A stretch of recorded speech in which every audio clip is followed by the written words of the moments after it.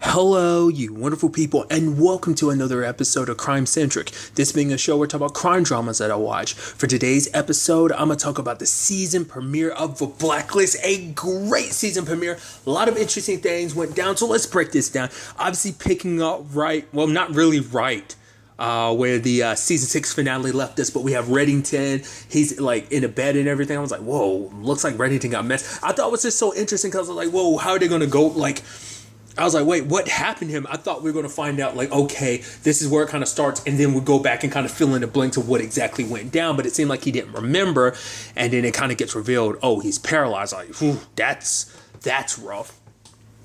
So it turns out there's this chief inspector, Oban, who comes and he's asking all these questions because it's like, oh, you've been so elusive for so long, which I guess that was maybe that's kind of supposed to be kind of a wink and nod to stuff later on when it's like, oh, the term elusive kept getting used.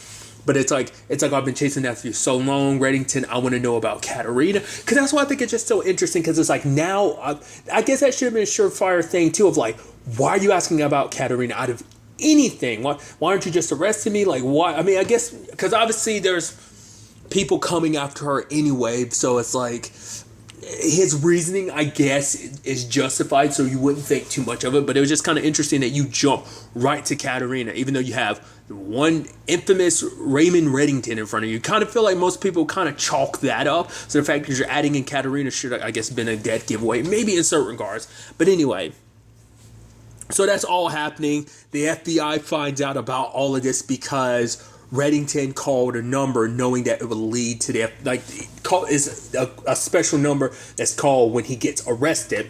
So I thought that was kind of interesting. And even Haram is like, dude, this is crazy.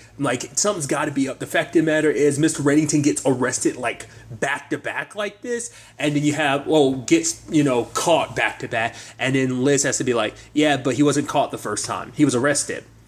Because I turned him in, and it's like, whoa, you just gonna drop this on him like this, Liz? And then even wrestlers like, are you sure about this? Reddington said he made me promise not to tell them, but Liz is like, they deserve to know. They're like, deserve to know what? And it's like, Reddington isn't really Reddington. The real Reddington died all those years ago. This is a completely different dude who went through a lot to look like Reddington and took on Reddington's life. And it's like, wait, what? Because even Harold's having a hard time believing it. It's like, no, I know Reddington, because the fact is he knows things only the real Reddington would know. To be fair, I guess that's just because, so much time that Katarina spent with him, that all those stories that were told, that maybe she passed those on to Kozlov or something. I don't know, because it's like, because even later on Harold's like, oh, so who did, he kind of tells a story, Reddington gives the answer, he's like, oh, so it is you. He's like, who else did you expect it to be? So it's like, that's something to think about. How the hell does he know as much as he does? Not because I feel like there's certain things that you wouldn't know. I feel like some of that stuff wouldn't be in files, but maybe it is. I mean, maybe that just shows you how connected the KGB was. That the fact is that they could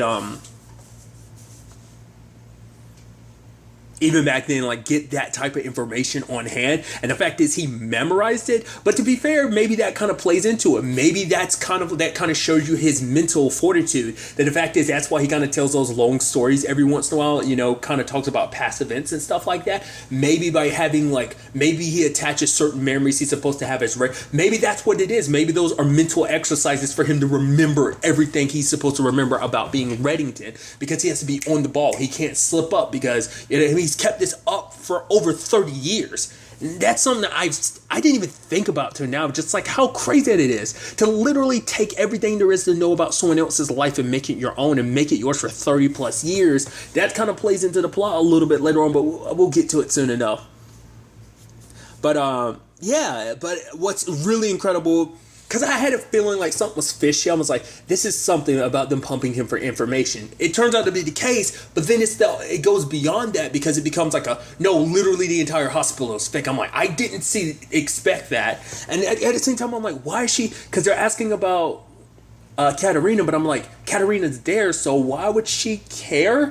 What is she trying to get out of Reddington? Because what was interesting is because Reddington was like, I'm not going to give up on Katarina because we are one soul, and the fact of the matter is betraying her would be like betraying myself. And you see the look on Katarina's face, almost like there's almost some level of all like that, like I don't know how to properly put that into words, but all like, oh, you kind of have that in my back, which is sweet, but I need to get some damn information out of you, so I need you to talk type of thing. But I don't know, it was interesting because because even Harold and the team got bamboozled by all this too, because someone who was pretending to be like a liaison for like the French embassy turned out not to be the real dude, because later on Harold went back and met the actual dude he was supposed to be meeting with. And it's like, because the French government does not have Reddington, like I said, the whole thing is an act, which is like, which is interesting because this is all about is it Luis or Lewis? Probably Louis T.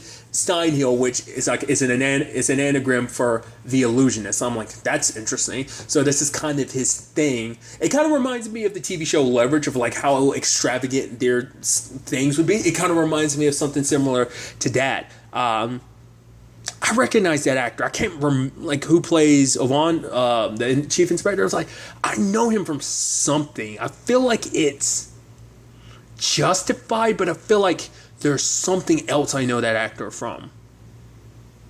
Maybe I'm full of crap. Maybe I'm confusing him with a different actor, but I swear he looks so familiar.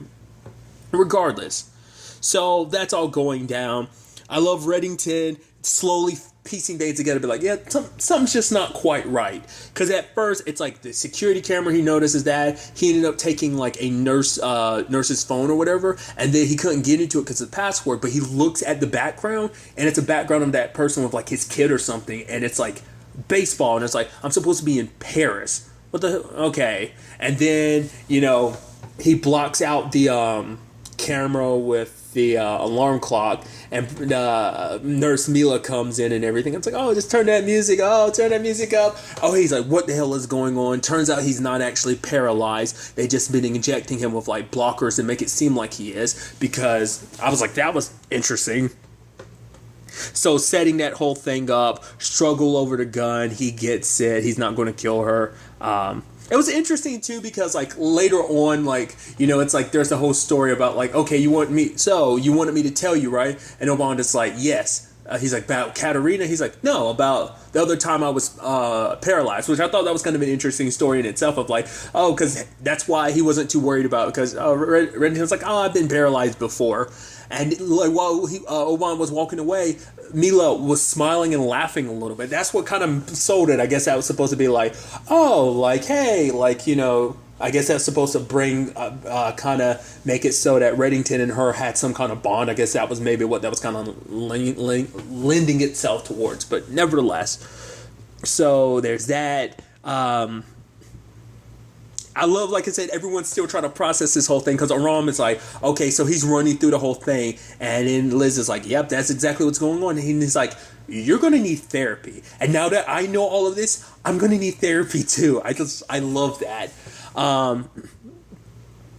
And it becomes this whole thing too of like, oh yeah, Liz killed her dad, and as a kid too. It's like, that's got to be rough, and it's like, yep. And then it becomes a big question of like, so if Reddington isn't really Reddington, and we tell that to Main Justice, they'll shut this down, right? And Harold's like, well, yeah, because this Reddington is actually a KGB agent, so if I were in their shoes, I definitely wouldn't continue this whole situation.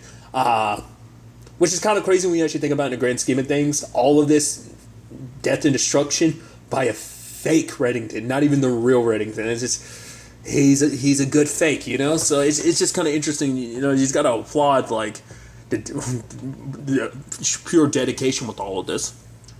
What also came up I thought was kind of interesting was the whole conversation of, why? Well, because it's actually something Liz says I thought was kind of neat. Because it's like, it's like, because Harold was like, okay, you're going to go with Dembe, but it's like, you were willing to cross the line before because obviously Reddington was your father, but who are you crossing the line for now? And she's like, the man that I've grown to like. And it's like, yeah, because, and it's so interesting because later on it's like, okay, so why didn't you tell me? And Liz is like, because you're an honest person, and I know that the moment you found out the truth about Reddington, you're going to tell Main Justice, and it would have shut this all down. But also, it's like, I didn't want that to happen because he's not my father. And it's like, okay, so what does that mean? It's like, because he is not her father, yet he's gone through all of this. She's like, I'm the illegitimate child of a childhood friend of his, and he went above and beyond. He's literally sacrificed half his life to look after me. Like, where everything you kind of credit, it's like, you know, despite all the bad stuff Reddington's done, he's done it all to look after his daughter and care for her. That was always the thought of, like, he does care about her. But this adds a different layer to it that I never really took the time to really absorb of, like, yeah, he literally has no, like, parental connection to you. You're not even officially his child, but he loves you and cares for you just like you were. But he has no obligation to you, yet he's dedicated everything. He's been a part of this ruse for the purpose of being there for you. And I think for Liz, that's why it's like, it means so much to her, because it's like, no, she doesn't know anyone that would do that. And even asking Harold, do you know anyone that would do that? And I think even Harold had to kind of think about it, like, that is something, that he would do all this. Everything he's ever done has been about, yes, power and stuff like that, but it's all been in the greater service of looking after Liz, keeping a promise he made so long ago. That at any point, it could have been too much and he could have walked away, but he's a man of his word. Like, I get, you know, when he makes a promise, when he makes a bond, he's going to stick to it. But also especially because he's come to care for Liz. Like I said, she's just as much his own, even though that, like, there may not be blood between us. And even Liz kind of recognizes that. You might not be my biological dad, but I don't care. Like, all that you've ever done for me. Because for her, it's like, for the longest time, she was pissed at Reddington because it's like, oh, he abandoned me and everything. But now she realizes, like, this man that's here is a man who didn't even abandon you. He stuck by you when he didn't need to, you know? And I just think that is an incredible thing, which is so interesting because obviously, you know, it leaves Liz feeling probably weird because it's like literally all last season she was trying to find out who he was and basically get revenge because it's like, oh, this is for my father and just everything that went down for Tom and everything. But now it's like, but he's actually, now I kind of know his story, which we know because even Reddington had brought it up to her grandfather. Why the hell did you tell her that? Because it's not like she knows everything. So there's still so much to this story that we don't know, especially with this whole Katarina angle.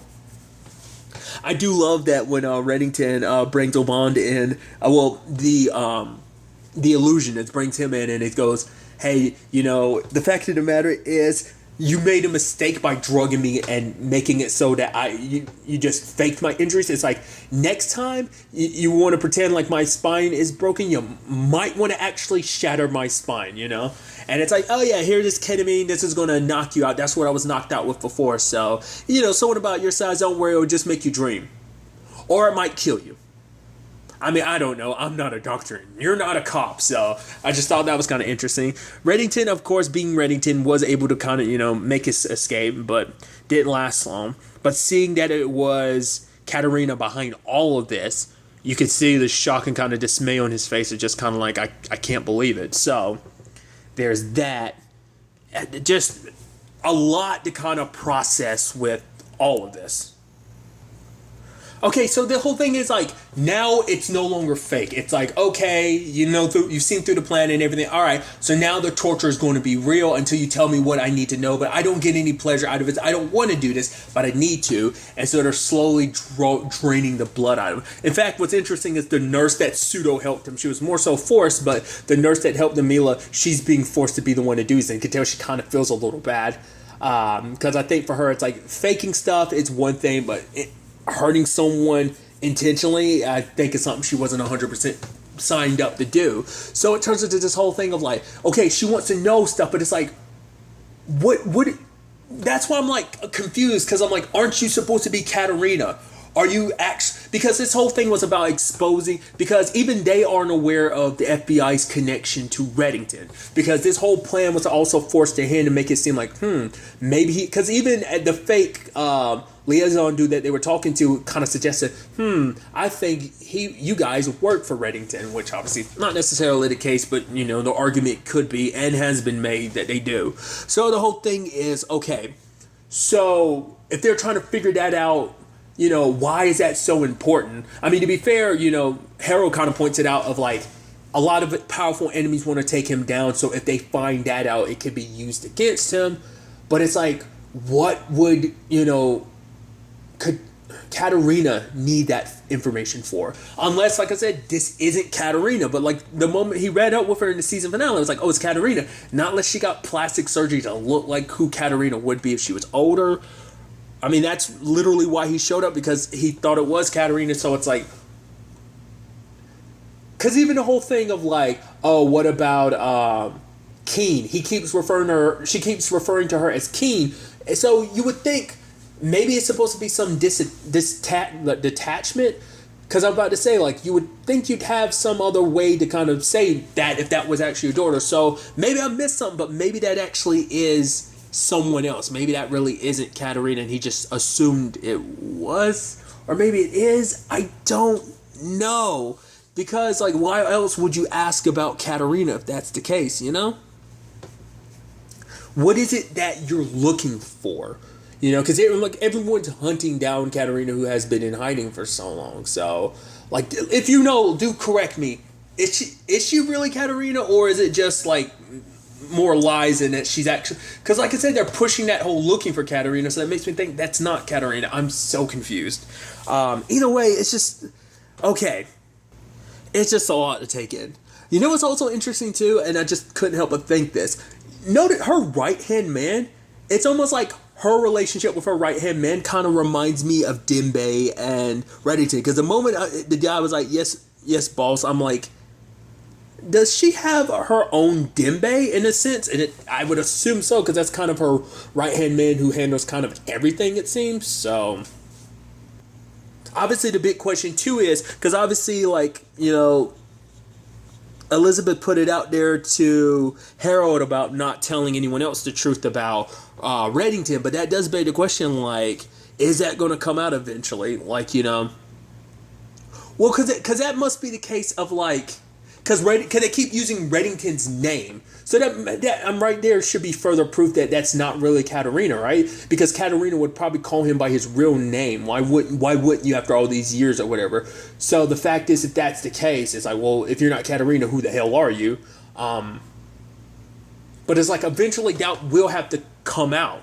I mean, maybe that's some of the information they're trying to get is also like who he really is. I mean, it depends on how much do they know. Do they know that he's really not Reddington? But like I said, they keep referring to him as Reddington, so not unless they're playing dumb.